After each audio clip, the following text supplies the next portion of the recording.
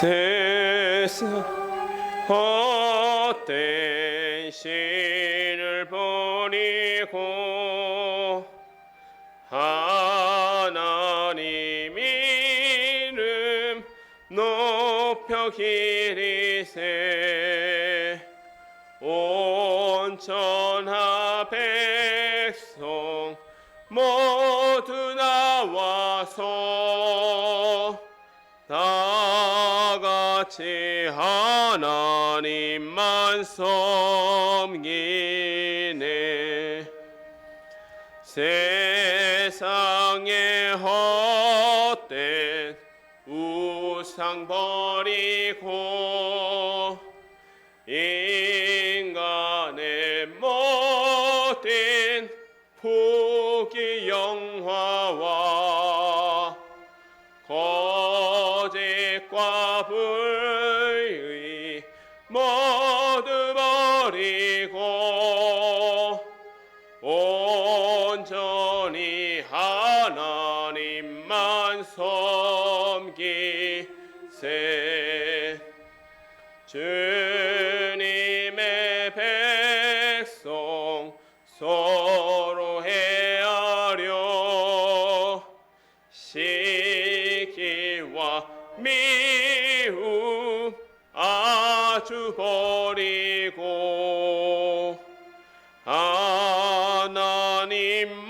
하나님만을 홀로 섬기는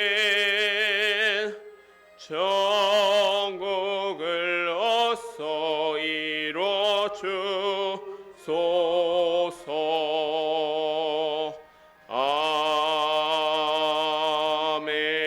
아멘. 제가 기도하도록 하겠습니다. 거룩하신 하나님 아버지, 오늘도 주님의 은혜에 이끌려 이 자리에 나오게 하심을 감사드립니다. 죽음으로 향하던 저희를 불쌍히 여기셔서 구원하여 주신 은혜를 영과 진리 안에서 예배하는 저희가 되게 하여 주시옵소서. 주님, 여전히 이 땅 위에는 우상이 가득한 것 같습니다. 우상은 입이 있어도 말하지 못하고 눈이 있어도 보지 못하지만 저희가 전능하신 하나님을 섬기듯 섬깁니다. 어리석고 약한 저희를 용서하여 주시옵소서. 탐심을 따라 무익한 우상을 따르는 일에 인생을 허비하지 않게 하옵시고 오직 창조하시며 구원하시는 하나님을 경외하며 의지하는 저희가 되게 하여 주시옵소서. 또한 우상으로 말미암아 이 땅 위에 가득한 죄악도 모든 사람이 하나님을 알므로 깨끗하여지는 역사가 나타나기를 소망합니다. 이 나라와 민족을 위하여 기도합니다. 하나님께서 이 민족을 돌아보시어 진리를 알지 못하는 어두움과 비참한 가운데서 이끌어내셨습니다. 이제는 자유와 풍요로움을 누리는 나라가 되었사오니 이러한 복을 베풀어 주신 하나님을 잊지 않게 하여 주시옵소서. 또한 이 나라가 하나님의 복음을 전하는 일에도 앞장서고 있음을 감사드립니다. 다만 저희가 이러한 부흥의 역사에 교만하지 않게 하옵시고 더욱 겸손하게 하나님의 은혜를 기억하며 하나님께 헌신함으로 복을 누리는 백성이 되게 하여 주시옵소서. 이 일들을 위하여 위정자들을 붙들어 주시옵소서. 그들에게 하나님을 경외하는 마음을 주시고 정의와 공의를 바로 세우며 통치의 지혜를 주시옵소서. 이 땅의 교회들을 위하여 기도합니다. 교회는 하나님의 우주적 작정을 담은 그리스도의 몸임을 고백합니다. 저희가 교회의 외형만을 추구하는 어리석음을 버리게 하여 주시옵소서. 또한 교회는 오직 성령께서 다스리시는 성령의 전이오니 어떠한 사람도 세상의 욕심도 주인 노릇하지 않게 하여 주시옵소서. 무엇보다 하나님께서 교회를 세우신 사명을 회복하게 되기를 소망합니다. 땅끝까지 복음을 전하며 세상을 사랑으로 섬기고 약하고 작은 자를 돌아보며 예수의 사랑을 전하는 교회의 사명을 회복하게 하여 주시옵소서. 샤론 교회를 위하여 기도합니다. 성령께서 하나님의 말씀을 올바르게 가르치고 하나님의 말씀대로 살아가는 제자들을 세우기 위하여 세우신 교회인 줄로 믿습니다. 그 사명 감당하기 위하여 부족하지만 하나님의 말씀을 하나님의 말씀을 위해 노력하여 싸우니 저에게 말씀의 지혜를 베풀어 주시옵소서. 또한 말씀을 지식으로 깨닫는 데서 그치는 것이 아니라 세상에서 주님의 가르침을 실천하는 것을 기쁨으로 여기는 저희가 되기를 소망합니다. 저희 샤론의 가족들 각 사람을 붙들어 주시어 각자가 속한 자리에게 능하게 하시며 하나님과 이웃 섬기는 모습으로 칭찬받는 자들이 되게 하여 주시옵소서. 이제 말씀을 듣고자 합니다. 저희 안에 돌 같은 마음이 있다면 살같이 부드러운 마음이 되게 하여 주시옵고 성령의 인도하심에 의지하여 말씀을 깨닫게 하여 주시옵소서. 특별히 시편의 말씀 가운데 하나님을 찬양하여 영광을 돌림이 피조물인 저희의 본분님을 깨닫고 우리의 삶이 하나님을 향한 온전한 찬양이 되기를 소망합니다. 언제나 저희를 돌보시며 사랑하시는 하나님의 은혜를 찬양하오며 예수 그리스도의 이름으로 기도합니다. 아멘.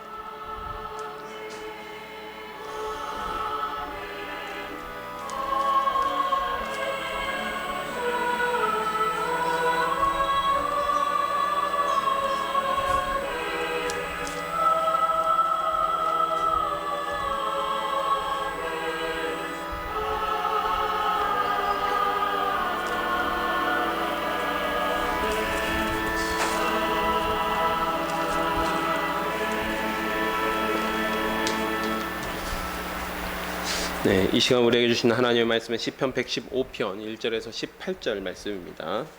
시편 115편 1절에서 18절 말씀입니다. 구약성경 888페이지에 있습니다. 제가 하나님의 말씀을 받들어 봉독하도록 하겠습니다. 여호와여, 영광을 우리에게 돌리지 마옵소서. 우리에게 돌리지 마옵소서. 오직 주는 인자하시고 진실하심으로 주의 이름에만 영광을 돌리소서. 어찌하여 문 나라가 그들의 하나님이 이제 어디에 있느냐 말하게 하리이까. 오직 우리의 하나님은 하늘에 계셔서 원하시는 모든 것을 행하셨나이다. 그들의 우상들은 은과 금이요 사람이 손으로 만든 것이라. 입이 있어도 말하지 못하며 눈이 있어도 보지 못하며 귀가 있어도 듣지 못하며 코가 있어도 냄새 맡지 못하며 손이 있어도 만지지 못하며 발이 있어도 걷지 못하며 목구멍이 있어도 작은 소리조차 내지 못하느니라. 우상들을 만드는 자들과 그것들을 의지하는 자들이 다 그와 같으리로다. 이스라엘아, 여호와를 의지하라. 그는 너희의 도움이시오 너희의 방패시로다. 아론의 집이여, 여호와를 의지하라. 그는 너희의 도움이시오 너희의 방패시로다. 여호와를 경외하는 자들아, 너희는 여호와를 의지하여라. 그는 너희의 도움이시오 너희의 방패시로다. 여호와께서 우리를 생각하사 복을 주시되 이스라엘 집에도 복을 주시고 아론의 집에도 복을 주시며 높은 사람이나 낮은 사람을 막론하고 여호와를 경외하는 자들에게 복을 주시리로다. 여호와께서 너희를 곧 너희와 너희의 자손을 더욱 번창하게 하시기를 원하노라. 너희는 천지를 지으신 여호와께 복을 받은 자로다. 하늘은 여호와의 하늘이라도 땅은 사람에게 주셨도다. 죽은 자들은 여호와를 찬양하지 못하나니 적막한 데로 내려가는 자들은 아무도 찬양하지 못하리로다. 우리는 이제부터 영원까지 여호와를 송축하리로다. 할렐루야. 아멘. 네, 지난주에 저희는 시편 111편에서 113편까지 살펴보았습니다. 여기서 지난번에도 말씀 잠깐 드렸던 것 같은데 113편부터 118편까지, 그러니까 111편부터 118편까지를 할렐루야 시라고 보통 부르고 113편부터 118편까지는 6월절 이제 6월절 만찬 가운데 불려졌던 낭송되었던 시편으로 이야기가 되고 있습니다. 특별히 이 6월절 찬양시를 둘러싸고 있는 111편, 112편, 119편은 공통점을 가지고 있습니다. 바로 하나님께서 이스라엘에게 주신 언약, 그 언약의 핵심인 율법을 찬양하고 노래하는 시라는 것입니다. 111편은 여호와 하나님께 드리는 공예배 가운데 드리는 감사의 고백입니다. 감사의 내용은 하나님께서 출애굽 가운데 이스라엘에게 행하신 일들이며 그 중에서도 이스라엘에게 율법을 주신 일을 찬양하고 있습니다. 112편은 사람의 편에서 하나님의 율법을 지키는 것이 얼마나 인생에 큰 유익이며 축복인지를 노래합니다. 자녀가 잘되고 부와 재물을 누리고 축복을 받는 삶을 사는 것이 여호와의 율법을 즐거워하고 그것을 지키는 자들에게 임하는 복입니다. 113편은 어떤 사람들의 처지를 빗대어 이스라엘을 속량하시고 구원하신 하나님에 대한 찬양입니다. 여호와의 종들은 하나님을 찬양해야 합니다. 여호와와 같은 자는 이 땅 위에 없으며 그는 가난한 자를 높이시며 임신하지 못하는 여인과 같던 이스라엘을 긍휼하게 여기셔서 그 민족을 번성하게 하신 하나님이십니다. 이 시간은 114편부터 이어서 할렐루야 시를 살펴보도록 하겠습니다. 114편입니다. 이스라엘이 애굽에서 나오며 야곱의 집안이 언어가 다른 민족에게서 나올 때에 유다는 여호와의 성소가 되었고 이스라엘은 그의 영토가 되었도다. 바다가 보고 도망하며 요단은 물러갔으니 산들은 순 양들같이 뛰돌며 작은 산들은 어린 양들같이 뛰었도다. 바다야 내가 도망함이 어찌미며 요단아 내가 물러감이 어찌함인가. 너희 산들아 순 양들같이 뛰놀며 너희 작은 산들아 어린 양들같이 뛰놀미 어찌함인가. 땅이 언어는 주 앞 곧 야곱의 하나님 앞에서 떨지어다. 그가 반석을 쳐서 못물이 되게 하시며 차돌로 샘물이 되게 하셨도다. 아멘. 이 시는 할렐루야 시로 구별은 되기는 하지만 할렐루야로 시작하지는 않습니다. 그래서 구약 성경을 이 헬라어로 번역한 성경이 있죠. 70인역. 이거를 어떤 학자들은 70인경이라고 표현하기도 하고 그냥 번역본일 뿐이다. 70인역이라고 표현하기도 하는데 113편 70인역에서는 113편 9절 마지막이 113편을 보시면 또 임신하지 못하던 여자를 집에 살게 하사 자녀들을 즐겁게 하는 어머니가 되게 하셨도다 할렐루야로 끝나는데 이 할렐루야가 원래 114편의 할렐루야가 아니겠느냐. 그렇게 되면 할렐루야 이스라엘이 애굽에서 나오면 이렇게 되겠죠. 예, 그래서 70인역에서는 그렇게 표현이 되어 있습니다. 그렇게 이제 조금 바꿔가지고 번역을 한 것이죠. 우리가 살펴보는 할렐루야 시는 사실 유월절과 관련이 되어 있는 시입니다. 또 유월절과 특히 초막절은 이 출애굽과 관련되어 있는 절기이기 때문에 시들의 배경이 다 애굽입니다. 애굽에서 탈출하게 하신 하나님의 은혜이고 사실 이스라엘 역사상 가장 큰 구원의 사건을 딱 하나 뽑아보라면 바로 출애굽 사건. 조금 더 구체적으로는 홍해 사건이라고 볼 수 있고요. 두 번째를 뽑아봐라. 그러면 바벨론 탈출 사건이 될 것입니다. 바벨론에서 나온 사건. 그래서 보통 이스라엘 시편에서 가장 주된 소재로 사용되는 것, 찬양의 소재로 사용되는 것이 홍해 사건이 반복적으로 해서 찬양의 하나님의 은혜를 대표하는 그런 찬양의 대상이 되는 것이 찬양의 소재가 되는 것입니다. 자, 1절을 보면 확실하게 지금 찬양이 출애굽 가운데 이스라엘을 인도하신 하나님을 찬양하고 있다라는 것을 알 수 있습니다. 하나님께서 이스라엘을 인도하셨기 때문에 유다는 성소가 되었고 이스라엘의 하나님의 영토가 되었습니다. 여기서 성소, 우리는 성소 이렇게 표현하니까 우리말로 표현하니까 요 말 느낌이 잘 안 사는데 사실 이 말은 성소라는 말은 거룩하다라는 말에서 왔고요. 히브리어 거룩하다라는 말에서 왔고요. 요 영토라는 말은 다스린다라는 말에서 왔습니다. 다스린다는 말에서도 왔고 그래서 이 다스린다는 말에서 또 왕이라는 단어가 나오고 영토라는 단어가 나오고 이런 표현들이 나옵니다. 즉 이 얘기는 하나님께서 인도하여 불러내셨기 때문에 유다가 이스라엘이 하나님의 성품을 닮아서 거룩하게 되었고 하나님의 통치를 받는 나라를 이루게 하셨다라는 의미입니다. 3절 하나님의 인도하신 가운데 바닷가와 요단이 물러갑니다. 물론 여러분도 잘 알다시피 홍해 사건과 요단강 도하 사건을 의미하는 것이죠. 그리고 이 사건은 각각 어디에 있습니까? 출애굽의 시작 그리고 출애굽의 마침에 있죠. 출애굽 시작과 동시에 홍해 사건으로 이스라엘 구원하셨고 출애굽을 마칠 때에 가나안 땅을 입성할 때에 또 반대로 말하면 가나안 땅 입성할 때인데 가나안 땅을 입성할 때 요단강 도하 사건으로 요단강이 갈라지고 광야 생활이 바야흐로 마무리가 됩니다.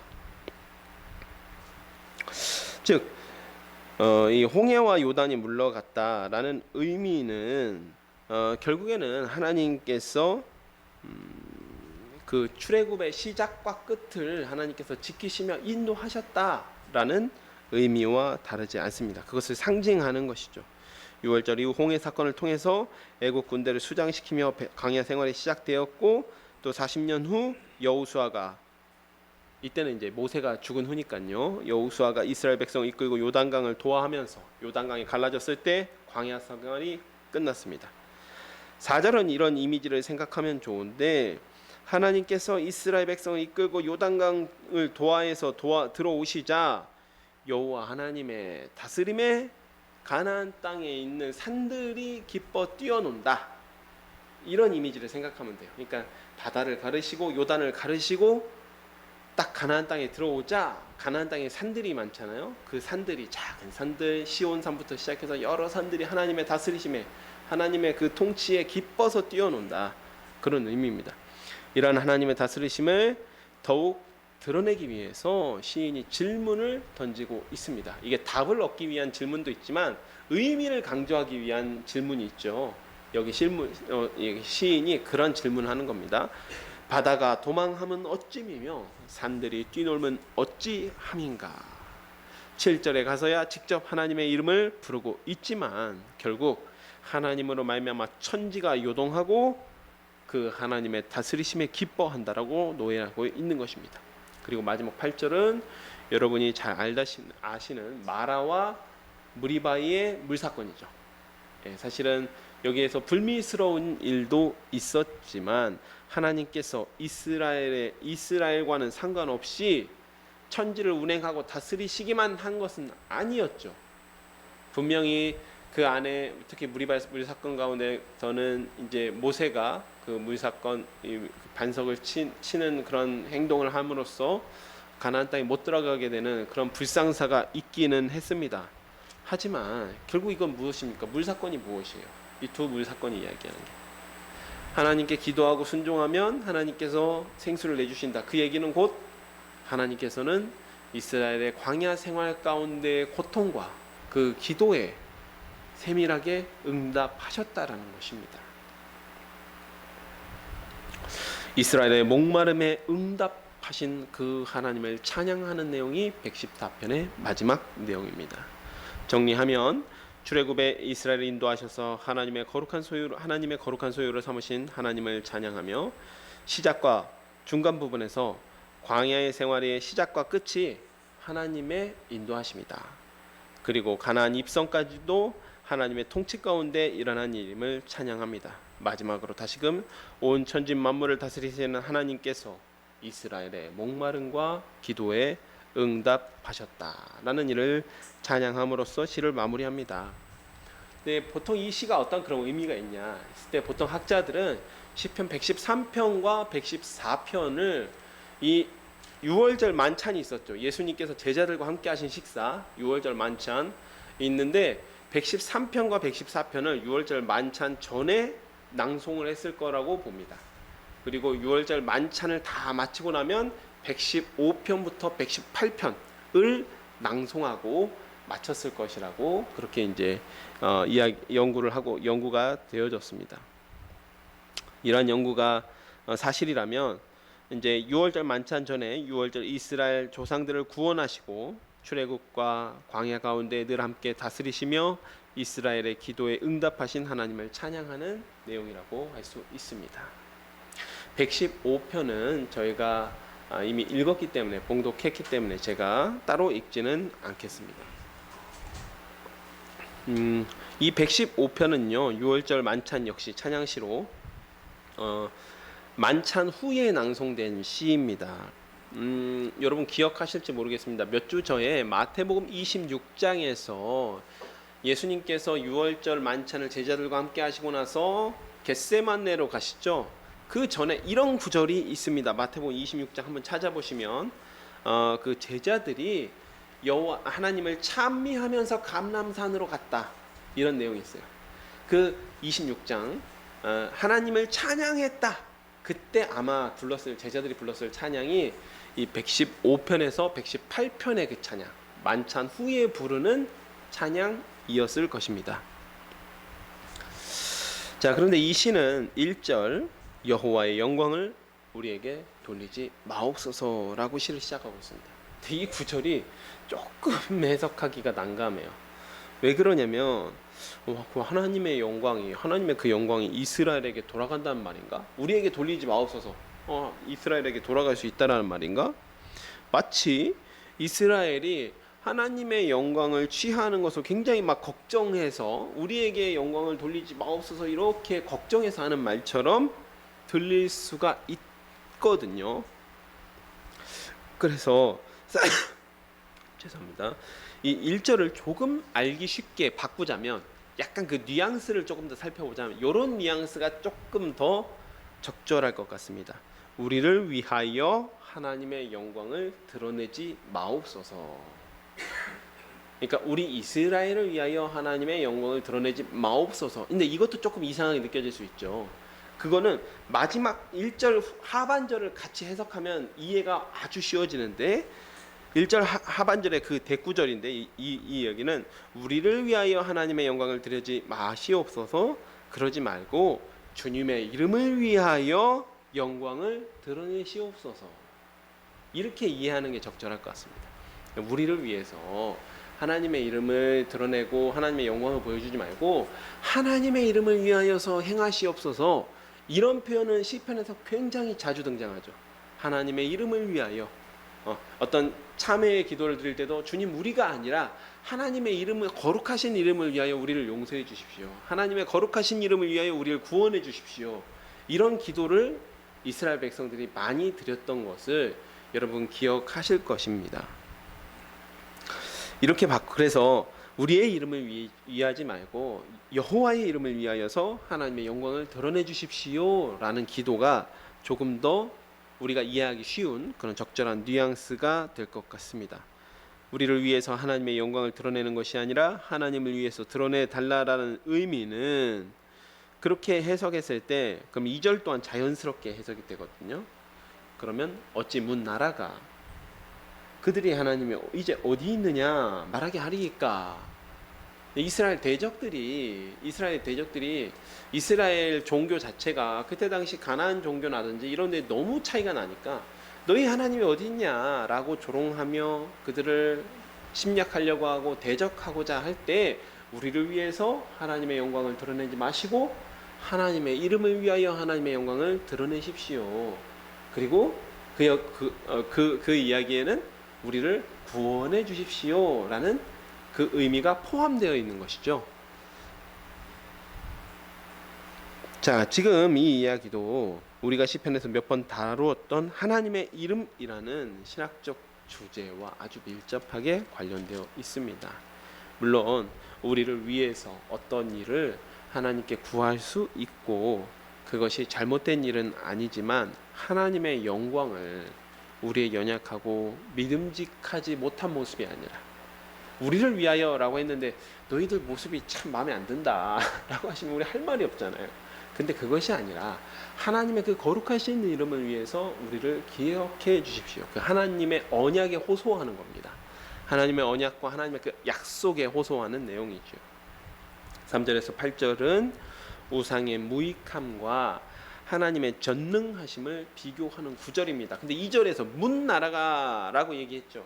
그 얘기는 문 나라는 이러한 우상들을 섬기면서 하나님을 섬기고 눈에 보이지 않는 하나님, 그들은 뭐 새겨 만든 우상을 많이 섬기니까, 근데 보이지 않는 하나님을 섬기는 우리를 조롱하며 너희 하나님 있다면서 어디 갔냐, 그 하나님 어디 갔어, 너희들 뭐 신이 어디 있냐, 너희들 무슨 신상도 하나 없냐, 이런 식으로 조롱한다고 할지라도 보면 3절 하나님은 하늘 위에 계셔서, 눈에 보이지 않지만 하늘 위에 계셔서 원하시는 모든 것을 행하신다. 전능하신 하나님이십니다.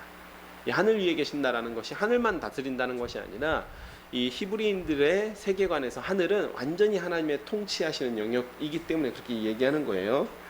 그리고 그들의 우상은 은과 금이고 사람의 손으로 만든 것이고 입이 있어도 말하지 못하고 눈이 있어도 보지 못하고 귀가 있어도 듣지 못한다. 무능한 아무 짝에도 쓸모없는 무익한 우상일 뿐이다. 이방 나라들이 섬기는 우상들은 그렇다는 것이죠. 그래서 4절에서 7절 우상들의 무익함을 이야기하는데 하나님과 우상을 대비할 때나 하나님께서 우상의 무익함을 말씀하실 때 자주 등장하는 표현입니다. 특히 선지서 같은 데 보면 너희 그 스스로 구원하지 못한 우상을 뭐하러 그렇게 섬기고 있는 거냐, 그런 무익한 짓을 왜 하냐, 그런 이야기 많이 하시죠. 그래서 시인이 마치 아버지에게 고자질을 하듯이 이방 나라가 비록 이스라엘을 조롱할지라도 사실 그들이 의지하는 우상은 무익한 존재일 뿐이다, 자기들 손으로 새겨 만든 것들에 절하는 것일 뿐이다 라고 고백하고 있는 것입니다. 이렇게 우상의 무익함을 이야기하는 이유는 죽어서 스스로 아무 일도 할 수 없는 우상이 아니라 전능하사 살아계신 하나님께서 자신들의 모든 기도와 소원을 구하며 간구하는 것이지요. 그래서 8절, 우상을 만들고 우상을 의지하는 자들과 다르게 9절 이하에서는 하나님을 경외하고 의지하는 자들에 대한 권고와 축복이 따르게 되는 것입니다. 그래서 이 시의 이제 후반부라고 할 수 있는 9절 이하에서는 그래서 너희들은 어떻게 하라 라는 내용들이 계속해서 나오는 것이죠. 9절에서 11절에서 이스라엘, 아론의 집, 여호와를 경외하는 자, 이 각각이 구분하려고 하면 할 수 있어요. 엄밀하게 구분하려고 할 수 있지만 그냥 이스라엘 전체를 의미한다라고 보아도 틀리지 않습니다. 그리고 각각의 호칭 뒤에 여호와를 의지하라. 그리고 마치 후렴처럼 그는 너희의 도움이시오 너희의 방패시로다. 이게 새 구절 역시 반복되죠. 사실 그럼 이 구절을 어떻게 불렀냐면 앞 구절을 선창하는 선창자가 있습니다. 이게 마치 우리 교독문 교독하듯이 이렇게 하는 거죠. 이 구절을 이렇게 하는 겁니다. 이스라엘아 여호와를 의지하라 하면 선창자가 있으면 그 후창자들이 같이 그는 너희의 도움이시오 너희의 방패시로다. 이렇게 후렴으로 다 화답하는 내용이에요. 세 절에 걸쳐서. 왜 그러냐면 여기 앞 구절과 뒷 구절에 요 시점이 좀 달라요. 시점이 아니라 요 주어가 조금씩 다릅니다. 그래서 그렇기 때문에 이런 식으로 마치 이렇게 화답하듯이 이렇게 그러니까 만찬을 마치고 나서 이런 식으로 화답하면서 이제 찬양을 했던 것이죠. 자, 그리고 12절과 15절은 앞에 9절에서 11절과 연관되어 있는 축복의 구절입니다. 왜냐하면 앞에 등장한 호칭이 그대로 등장합니다. 그래서 이스라엘, 아론의 집, 그리고 하나님을 경외하는 자, 이렇게 그대로 등장하거든요. 즉 여호와를 의지하라라고 명령을 했으니, 앞에서는 여호와를 의지하라라고 명령을 했으니까 그 명령을 준행하여 따른 사람들에게는 하나님께서 복을 주신다라는 것입니다. 하나님께서 내려주신 축복의 근거가 여호와를 의지하고 그를 경외하는 모습에 대해서 생각하고 기억하신다라는 것이죠. 그래서 16절 같은 경우에는 의미가 조금 이상할 수가 있어요. 16절 보면 하늘은 여호와의 하늘이라도 땅은 사람에게 주셨도다. 그러니까 하나님은 하늘 위에 다스리신다. 이건 뭐냐면 방금 전에 말씀드렸듯이 하나님은 하늘에서 다스리신다. 하늘만 다스리신다라는 것이 아니라 하나님의 통치의 공간이 그 하늘이다. 우리가 그 사도 바울 같은 경우도 3층천을 이야기하죠. 가장 높은 곳에서 하나님께 다스리시더라도 땅은 사람에게 주셨다. 이 얘기는 땅은 여호와를 경외하는 자가 누리도록 복으로서, 사람이 누릴 복으로서 사람에게 주셨다라는 의미입니다. 왜냐하면 아무래도 이게 시잖아요. 시는 구구절절하게 모든 말 다 하지 않습니다. 그 산문이죠. 시 같은 경우에는 굉장히 표현을 압축적으로 하거든요. 그래서 하늘은 하나님께서 하늘은 여호와의 하늘이라도 땅은 사람에게 주셨도다. 땅은 사람이 누릴 수 있도록 사람들에게 복으로 주셨다라는 것을 이렇게 압축해서 이야기하고 있는 것입니다. 17절, 그리고 죽은 자들은 여호와를 찬양하지 못한다라고 하는데, 이거 좀 반대로 이해할 때 조금 더 뜻이 분명하게 이해가 돼요. 무슨 의미냐면 여호와를 의지하여 찬양하는 사람들이 바로 살아있는 사람들이라는 의미입니다. 이게 제 저의 인위적인 해석이 아니라 시편 150편 마지막이 어떻게 끝납니까? 호흡이 있는 호흡이 있는 자는 여호와를 찬양하라 라고 하고 끝나죠. 그러니까 사실 진짜 호흡이 있고 정말 살아있다라고 이야기하려면 죽은 자는 여호와를 찬양할 수 없기 때문에 살아있는 자들은 여호와를 찬양하는 자들이 진짜 살아있는 자들이다 라는 의미로서 죽은 자는 여호와를 찬양하지 못하나니 이렇게 지금 표현하고 있는 것입니다. 또 이 시의 내용과 연결시켜서 이야기하면 여기서 죽은 자들은 우상을 숭배하는 자들이죠. 우상을 숭배하는 자들은 여호와를 찬양하지 못한다. 죽은 자들과 같고 그들은 여호와를 찬양하지 못한다. 그래서 마지막은 이제부터 영원까지 여호와를 송축하라 라며 18절로 찬양의 시를 마무리하고 있습니다. 사랑하는 여러분, 이 시간도 지난주에 이어서 할렐루야 시를 살펴보았습니다. 이 시는 6월절 만찬 앞과 뒤에 찬양 불렀던 시입니다.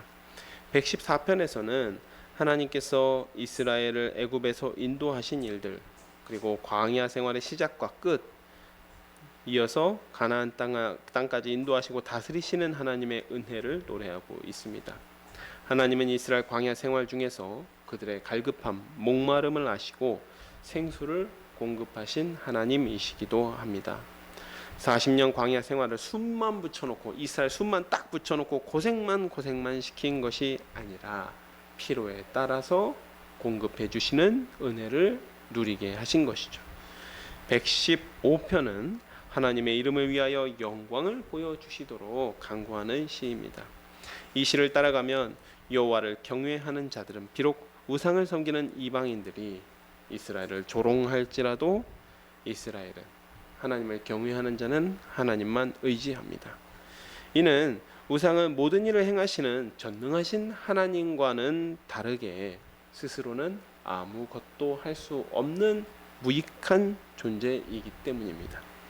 또한 하나님은 여호와를 의지하고 경외하는 자들을 지키시며 그들에게 복을 주십니다.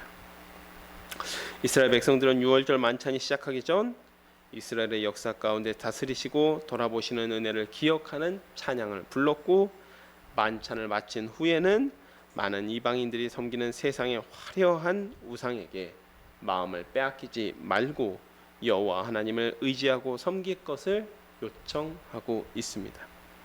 그러한 자들에게 하나님은 대대로 복을 주시며 여호와를 의지하며 찬양하지 않는 자는 우상에게 속한 죽은 자와 같습니다. 사랑하는 여러분, 이 시간도 우리는 두 가지 명령을 받습니다. 하나는 지금까지 베풀어 주신 하나님의 은혜를 기억하라는 것입니다. 두 번째로는 금과 은으로 치장한 세상 우상의 마음을 빼앗기지 말고 살아계신 하나님을 의지하라는 것입니다. 그리고 이 둘은 서로 아주 긴밀하게 연결되어 있습니다. 과거의 은혜를 기억하지 않으면 우상에게 마음을 빼앗기게 됩니다. 하나님을 의지하고 붙잡지 않으면 과거의 은혜를 잊어버리게 됩니다. 놀랍게도 어느 시대든 우상은 매력적인 존재였습니다. 바알과 아세라는 이스라엘 백성에게 풍요를 가져다 줄 것처럼 자기들을 꾸몄지만 그들의 실상은 스스로는 아무 일도 할 수 없는 비루한 존재일 뿐이었습니다. 지금도 우리 앞에 놓인 우상도 동일합니다. 물론 이제는 눈에 보이는 우상을 갖다가 섬기는 사람들은 좀 적어졌죠. 이전보다는. 그러나 눈에 보이지 않는 우리의 탐심은 우리의 마음 가운데 수많은 우상을 그럴듯하게 포장합니다. 그러나 우리가 잊지 말아야 되는 사실은 유일하시며 살아계서 역사하시는 하나님은 한 분뿐이라는 사실입니다. 이번 한 주간 우리 샤론의 가족들이 이처럼 하나님의 은혜를 기억하고 우리를 미혹하는 우상에게 고개를 돌려 하나님만 의지하며 하나님의 축복을 누리는 한 주간이 되시길 바랍니다. 제가 기도하고 말씀 맺도록 하겠습니다. 하나님 아버지, 참으로 감사드립니다. 이스라엘 백성들이 6월절 만찬의 앞과 뒤에 불렀던 찬양들을 살펴봅니다. 과거의 은혜를 기억하고 앞으로도 미래에도 여호와를 의지하며 영원토록 여호와를 송축하라라는 그런 명령을 지금 우리도 받고 있습니다. 주님, 어느 시대나 우상은 매력적인 존재였고 마치 우리에게 많은 축복을 해줄 것처럼 우리를 미혹합니다. 그러나 우상의 실상은 스스로는 아무 일도 할 수 없는 그저 우리의 탐욕과 탐심이 그럴듯하게 꾸며놓은 무익한 존재임을 고백합니다.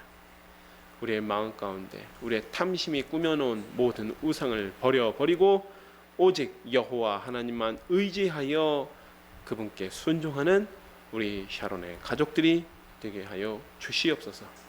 예수 그리스도의 이름으로 기도합니다. 아멘. 네, 이 시간 찬송 54장 부르신